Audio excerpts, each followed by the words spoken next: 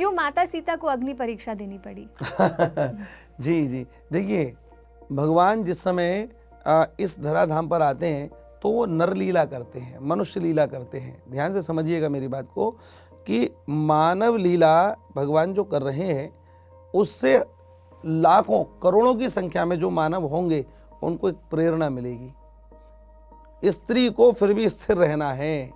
स्त्री त्याग, तपस्या, संयम, सदाचार की त्याग की साक्षात मूर्ति है। तो उसका पूरा एक जो दिव्य उदाहरण प्रस्तुत किया वो माता जानकी ने किया। अब समाज में हर प्रकार के लोग रहते हैं। अब किसी स्त्री के साथ में यदि ऐसी दुर्घटना कभी हो भी जाए तो उसको एकदम मिलता है कि देखो मैं तो कुछ भी नहीं, मुझसे तो अधिक माता जानकी को मिला। देखो ऐसा हुआ, कोई ना कोई अच्छाई इन सब चरित्रों के पीछे छिपी हुई है। हमको सकारात्मकता को स्वीकार करना है।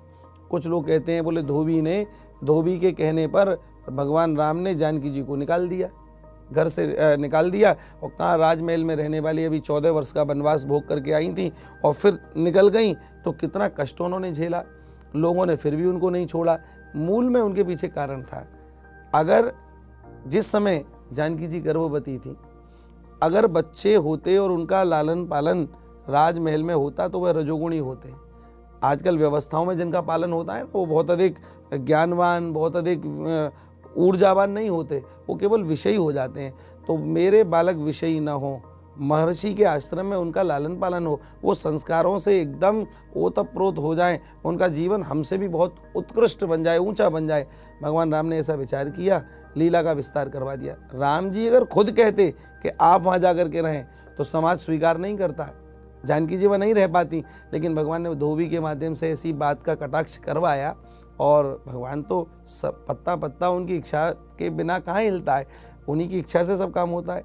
तो धोबी से ऐसा कहलवाया और धोबी ने जब वह बात कही तो उन्होंने तुरंत जानकी जी को उनको रखना ही था कि लव और कुश जब होंगे तो वो इतने होनहार हों कि वो हमसे भी बहुत ऊपर हों। और ऐसा ही हुआ।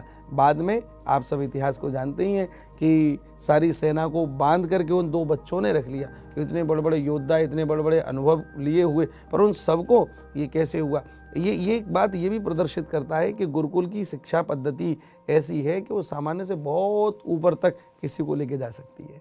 तो कोई ना कोई अच्छाई छिपी है, बुराई नहीं है। आत्म से जोड़ती है, हमें स्वयं से जोड़ती है। हाँ जी जी, जी।